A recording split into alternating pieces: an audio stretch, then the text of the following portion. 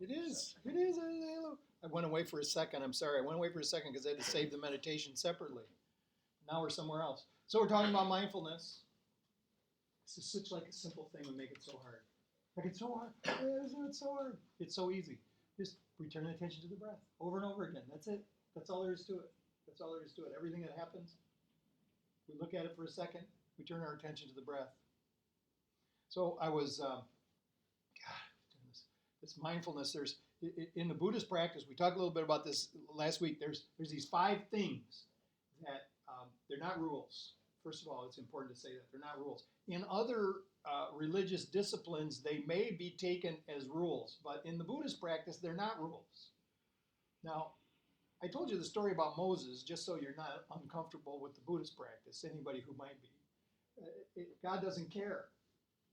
God doesn't care. God cares about his love. I mean, that's it. That's the whole deal. But in the Buddhist practice, they've got these promises that a person who decides to follow that path, these promises that we make. And the first promise is, I will endeavor to do no harm.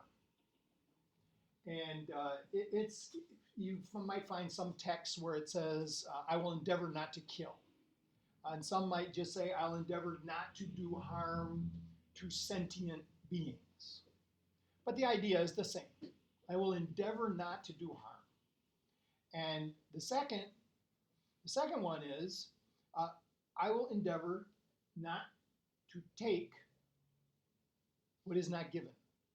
And some of them just say, I will endeavor not to steal. But stealing, we get confused about what stealing is.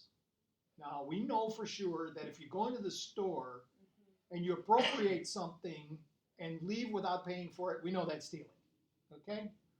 But there are some other things that are going on in our lives that we may not actually recognize as stealing. We may hear something cool and then tell it to somebody else and take credit for it. I've never done that. I always try, I actually, that's one of the things I always try to remember to say. I will always try to say, now this isn't my idea. This is not an original idea. I heard this somewhere else, and I would say it. And one time there was a guy, when I was the minister over at the Unity Church, old Bob Herons was sitting in the front pew, and he says, I don't care if you thought about it or not. It's a good idea. But the idea here is to not take credit for the thoughts of others. And now in our world today, there's all sorts of ways that we do this. And I had this tremendous revelation as I was doing my meditation. You won't think it's so tremendous, but I did at the time. That I was thinking about this idea of taking things that are not given. And I was thinking about all the music that, now I've got a bunch of music, right? There's like 20,000 CDs back there. But here's the problem. I'm actually saying this online now. It's going out there, so the FBI may come back and talk to me about it later.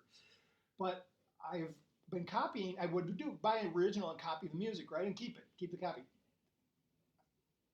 Now I've always known that's not even a gray area, right? I've always known that, but I put it over here. It's like it's not that big of a deal, right? It's really not that big of a deal. But it is. It actually is against this promise.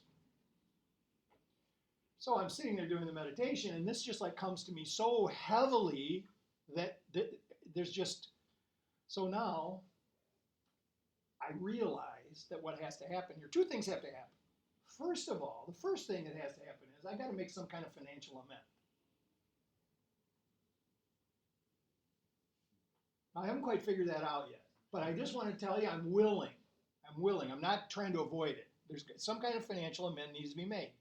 And I think I'll come up with some way that actually would make sense to even to the, but then the other thing is, I got to get rid of the copies. They're not mine. Now this is very difficult. This was difficult for me to just spit this out of my mouth just now. I actually said it out loud in front of people. But it seems to me right now in my present consciousness that this is what needs to happen if I'm actually going to go along with this promise. Now, me saying this, I'm not saying this so that you feel guilty about anything. I'm just saying if I decide to make this promise, then I kind of need to keep the commitment, right? Otherwise, and here is the reason why. And this is the reason why you make, because it will interfere with mindfulness because it will be in the back of my mind knowing that this is the thing that I should do. Now, a lot of times we think we do these kind of things, whatever it might be. If a small, oh, look, you go to the grocery store and you sample everything in the produce aisle, right? You take a bite of it, you take a strawberry, a couple grapes, you move your way through sampling. And this is, well, of course, you need to try it before you buy. I mean, right? But I'm telling you, you never were able to get inside that can of Campbell's soup. So it's there. I'm trying it, right? Then you don't even buy the thing. So anyway, all these kind of things, I'm not saying that you should feel bad about that. I mean, it's actually not even helpful for you to feel bad about it. But that's really the point, is when we make a commitment, we don't follow through on it, it's like sitting back there. And you may think that my idea here that I'm talking about, it's not even a thing for you. You may think it'd be like, that's nothing. That's fine.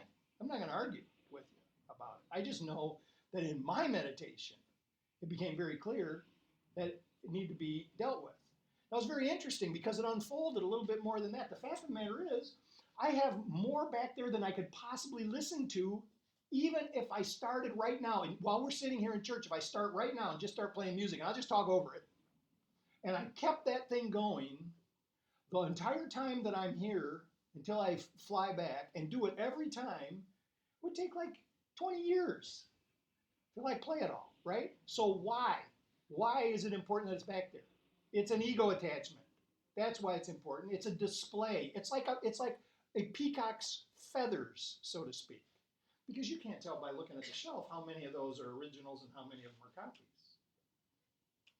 You may get the wrong idea, right? And that, of course, is a bolster to that ego mind. So, okay, so then I saw, well, this, you know what? CDs are cool. They sound pretty good. They sound a lot better than Spotify. They sound a lot better than MP3s, but nothing sounds as good as vinyl. Nothing. You can't get there. Even the new FLAC format doesn't sound as good as vinyl because it's all sampled, right? So I was thinking in the meditation, I was going, well, this is how I got too much music to listen to. I'm not going to buy it and copy it anymore and sell it. So I'm just going, from now on, I'm just buying vinyl. I'm just going to buy vinyl. It's available on vinyl. I'm buying vinyl. And that means I'll buy a lot less. And I'll actually be able to listen to what I buy instead of just piling up stuff, which again is just an ego exercise. Boy, I went far afield from the first thing I was talking about not stealing. But anyway, so at least it made me feel like, okay, because that's a problem too. I pile up a bunch of stuff I never listened to. I probably have 2,000 recordings right now that I haven't listened to. Not copies, originals that are just stacked up. Boy, this is true confession day here. That's just ridiculous. Just think about, I mean, if I'm not going to listen to it, that money could have gone to help somebody buy groceries, right? So the guy in front of you in the line, you're in the line in the grocery store, and you're kind of in a hurry, and you want to get out of there, and the guy in front of you is buying a whole bunch of scratch-off lottery tickets. And and most of the day you've been pretty calm and stuff like that, but stuff's been weighing on your mind.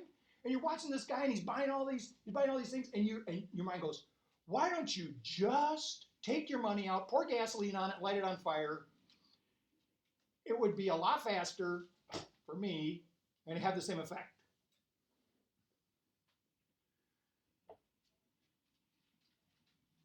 This is almost the same thing as stealing, is wasting money. It's wasting money. Now, you could say, if you don't play the lottery, you can't win. And some people pray for, please God.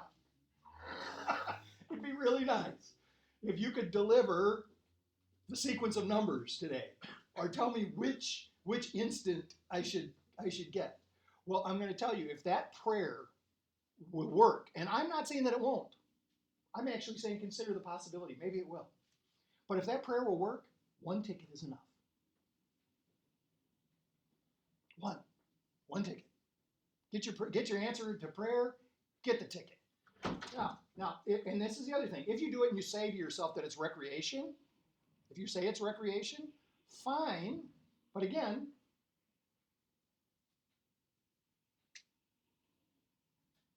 you got to have a limit to this. I mean, so wastefulness is part of taking what's not given. It's like, because if we think about what comes to us in life as gifts, and also not just gifts, but something that is given to us in trust.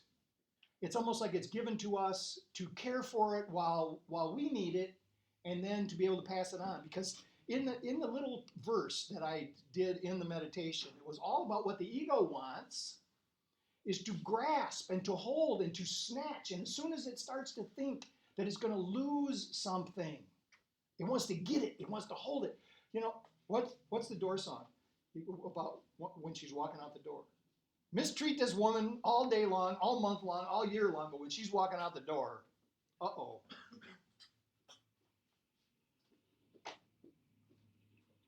So, part of not taking is the idea of receiving.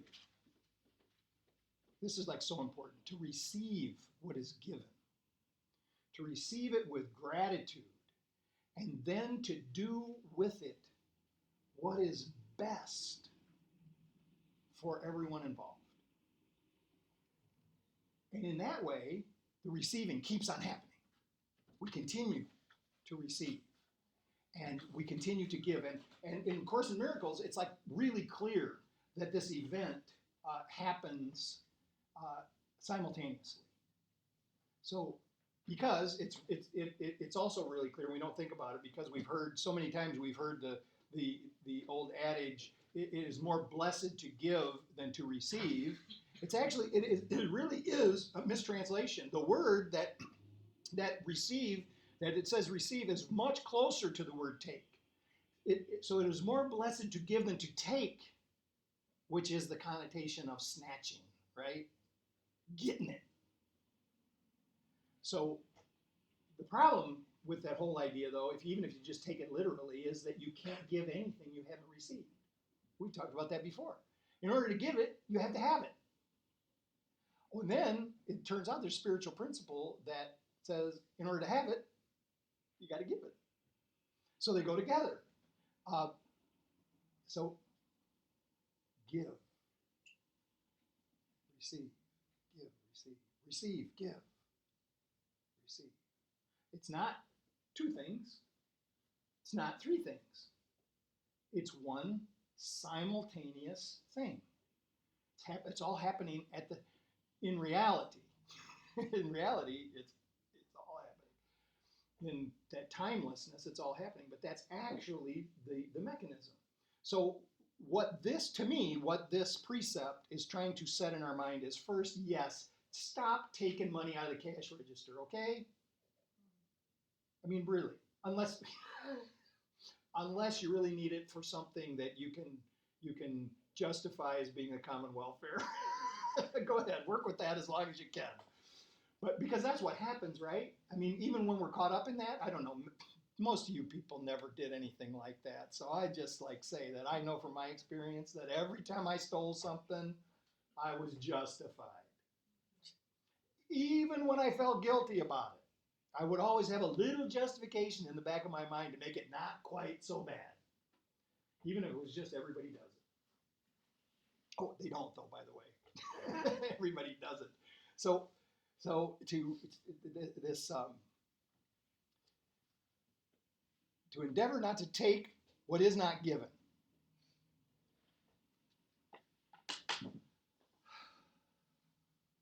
To do no harm. I was thinking about this when I was writing these meditations last week. I'm like really behind. I'm only a week ahead. So the idea of motivation to do no harm, that's in this first little meditation that's on the website for today. These questions about asking ourselves, when I'm getting ready to do something, how come? What's my motive here? What's happening? And the meditation, the mindfulness meditation that we did the mindfulness meditation that we did at the beginning is really, it's like key to this idea of checking our motives. And I just want to talk about it. I want to talk about the practice real simply because it's kind of important. So this is like the simplest thing, and I'm going to do this so that I don't care if you're just going to have to listen to me if you can't see me. I'm going to sit in a chair. Now this is the practice. You just sit in a, and you can, by the way, if you're good at the lotus position, you can do that. But you know how it works best is if you get a cushion, and you kind of let your knees fall over the edge of the cushion. That's how the anyway. But if you just want to sit in a chair, it's fine. You sit in the chair, and you notice there's no back on this particular one, and you sit with your back straight and your feet flat on the ground. This how you, and you think about there's a like a string that's pulling you up so that you are actually sitting straight, and you sit like this, and you breathe. That's it. Don't do anything else. But then you notice, of course, that you are doing something else. You are actually breathing. So, okay, so now let me put my attention on the breathing. Then I realize I'm doing something else. I'm thinking. These thoughts keep coming to my mind. Wait. I remember I'm just supposed to think about the breath. So I notice the thought. I don't stomp on the thought. I don't get upset because I had the thought. I just notice the thought, and I'm like, what's that thought about? And I put my attention on the thought for a second, kind of examine it, and I just let it go. Like we were talking about a cloud in the sky, a leaf falling from a tree, however you want to think about it. But the most important thing is don't get upset because you had thought, because it takes a long, long time of practice before you get to the point that you don't have any thoughts. And then from time to time, you'll still have thoughts. So I'm just going to relax, focus on the breath. Then I feel a pain. Oh, I got a pain in my hip. Got a pain. There's a pain there. Now, generally speaking, when we have pain, what we want to do is we want to get away from it. We want to push it away. We want to move away. We don't want to feel the pain. This is not how to do mindfulness. How we do mindfulness is you got a pain, look at the pain, examine the pain, be with the pain. Look at it, see it, feel it for what it is. Try to turn your attention back to the breath. Not denying the pain. It's the most amazing thing. Either the pain will go away, or you will find out that you can live with the pain. That you can actually coexist with the pain, and it's not a big deal, even if the pain is quite severe. Oh, okay, so I'm sitting here, I'm quiet, and then I remember some terrible altercation that I had with some, I don't know, coworker, wife, lover, somebody. All of a sudden I remember that. Oh, I wish I wouldn't have said that. Oh, I can't believe I did that. Don't push it away. Examine it. What is that? What is that right now? Where's that coming from? What is the thought? What is the belief that was behind the thought, right? Don't try to get rid of it. It'll go away all by itself. Just keep sitting. So start off like this, 5 minutes. 5 minutes. Every day add a minute. Next day, 6 minutes. Oh, by the way, I'm sure probably everybody in here has some kind of a phone that has a timer on it. You start the timer, and then you don't have to worry about opening your eyes and look at the clock to see if you've been sitting long enough. The timer will go off and tell you. 7 minutes the next day. 8 minutes, 9 minutes. Get to 30 minutes, stay at 30 minutes for a little while, as long as you feel comfortable. But really, it'd be good if you could get to 45 minutes or an hour. I know that seems like a lot of time to take out of a day, but it really isn't. You can adjust. You can make it. And the other thing is, people say, as soon as you get up in the morning, sit down and do your meditation. If that works for you, fine. If not, don't worry about it. Pick a time. It actually is best if we try to do it at the same time every day. But the most important thing is to do it. So there's days when I don't do it. I do a meditation in the morning, no matter what. I do a meditation in the morning so that I can do the things that I send out. But I don't necessarily do the long meditation then. But sometime during the day, and they call it formal. They call that formal mindfulness practice, and it's called sitting. It's just called sitting. You can say, I'm going to sit. I'm just going to go do my sit meditation. You're going to have to say meditation because people might think you're exotic. You just say, I'm going to go sit. Say, well, that's what you're always doing. You breathe, just breathe. And then the important thing is to remember, this is the thing that's always with us no matter what. No matter if we're alone, no matter if we are with other people, no matter what's going on, our breath is always with us. Breath is always with, in this world, in this body, breath is always with us. If it's not, then we're not here anymore.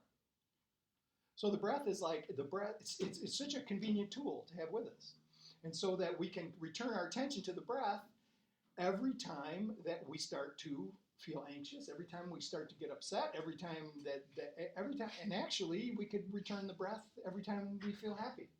We could, just anytime we think and realize that we've lost track, because the whole point of this mindfulness is to bring us into the present moment.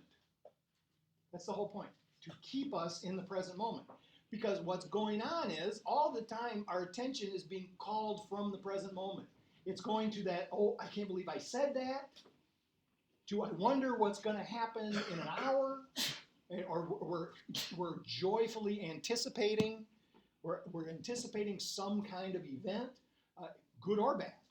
I could be totally lost in anxiety. Well, there's another thing, anxiety. All of a sudden I'm feeling anxious. This is anxiety. The best thing to do for anxiety is the walking meditation. The sitting meditation can be very hard when we're anxious. It's like, the anxiety is like welling up, very difficult to sit still. So just get up. Get up and start walking. Don't sit there in it, but also be with it. Be with the anxiety. Feel the anxiety. Allow it to become whatever it's going to become, but start walking and breathing. Start walking and breathing. Pay attention.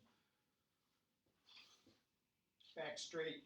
Feel, right here is your center, by the way. And everybody knows, in any discipline, you know this is your center. Allow yourself to be drawn from the center. Feel yourself actually like there's a string pulling you as you walk. It's just very easy, and you feel yourself moving from your center, paying attention to your breath, and all of a sudden, you're not anxious anymore, or at least not as much. The breath saves us from all these things if we just put our attention on it. It brings us back into the present moment. So what ends up happening is, the regret of the past comes up. I put my attention on it. What is it? And what's the healing? What could I do, perhaps, to make amends? All kinds of things might occur to me if I'm not present, but if I'm paying attention in the breath, probably spirit will speak, inner guide will speak, intuition will speak much, much more easily. So, what's my motivation?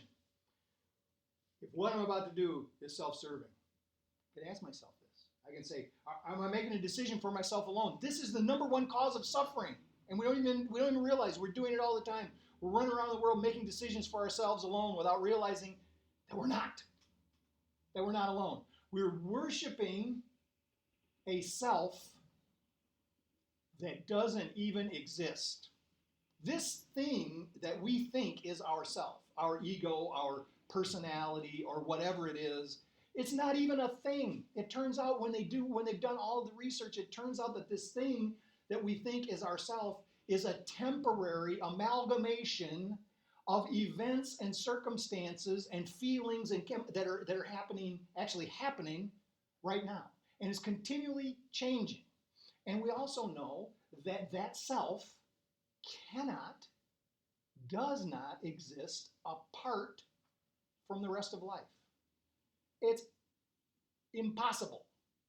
Now, in the past, people could actually argue that it is possible, but we know today, we actually know that it is impossible. That we are all made up of all sorts of non-us elements. The flower is made Thich Nhat Hanh. The flower is made all of non-flower elements. All of us made of non-self elements. So what's what? Here's the exercise that my teacher said. He said, okay, you got a little girl, she's got an apple. She takes a bite out of the apple. Then she looks at the apple and she sees half a worm in the apple. And she goes, spits the apple out, right? Now, the apple that she spit out, is that still the apple? Or is it part of the little girl? Probably some of her saliva on that apple by now, right? Yeah, so it's, I don't know, probably it's the apple. It's the apple. Now, the other scenario is she says, oh, what the heck? She chews it up, she swallows it. It's just a worm, probably good for me anyway.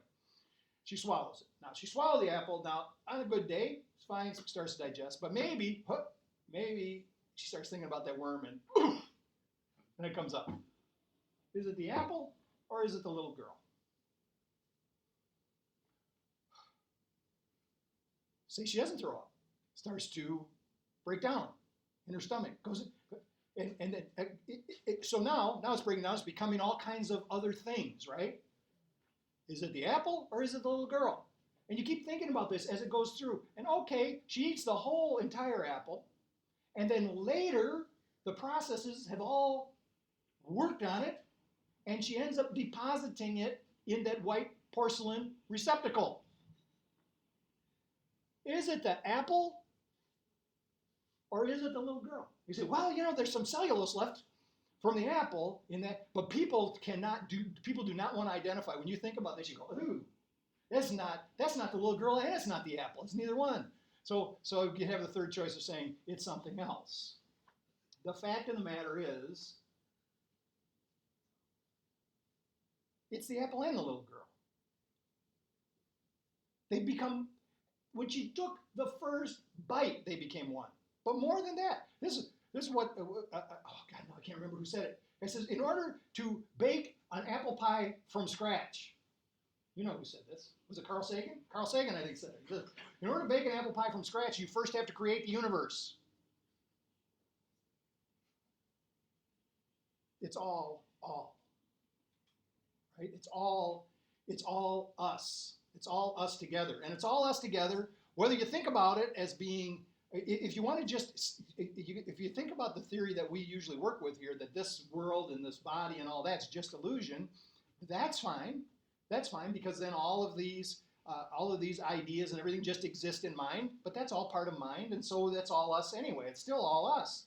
And if you think about the world and our experience in it as being symbolic of something else, it's still the same thing. Even if you think about the world as being real. If you think about the world as being real, that's fine. This principle is still correct. It's all us. We can't separate. And this is why it's so important for us to think about the web of life and to start to be responsible in what we're doing in the world. Because it's all us. We're all in this together. There's no separating from it. So I'm going to tell the story again, and maybe I think I told this before, but it's a Rumi story, and I'm going to end. So a man had what Rumi actually said was a sneering wife. Had a sneering wife. And what she used to do is she would eat all the food while he was away and then lie about it. One day he bought some lamb that he was planning a dinner for a guest. And he brought it home. Wife saw it. He leaves to go get the guest. And while he's gone, the wife makes a kebab and eats the lamb along with a bottle of wine. Now it's important, they said, it's important to that culture that the story says wine. And maybe I'll say something about that later. But she eats the kebab with a bottle of wine. The husband comes back with a guest and she says, the meat's gone. The cat ate it.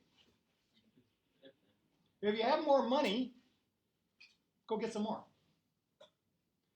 And the man calls the servant, says, bring me the cat, bring me the scale. Bring the cat, he weighs the cat. The cat weighs 3 pounds. The meat had weighed 3 pounds and 1 ounce. And he says, okay, if this is the cat, where's the meat? And if this is the meat, where's the cat? And then Rumi says, so you may ask, if I'm a body, where's the spirit? If I'm a spirit, where's the body?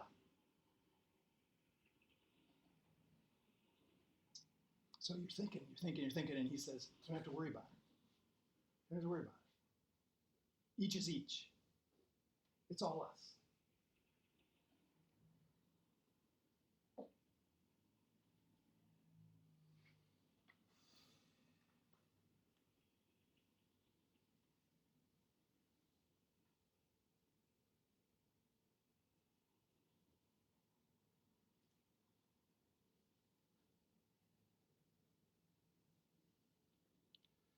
Okay, oh, here we go. One more. This is when we're missing. Okay, now, could be that we're missing somebody in our life. Could be missing a lover, friend, perhaps. Good friend, is a good friend. Or it could be we're missing God. It's called the moon left. Oh, my crescent moon, illumining the night. Where are you now, lovely vessel full of light? Watched your waning, saw you waxing bright. Now it seems you're gone. Darkness in my sight. A cycle you return from. How I hope you might.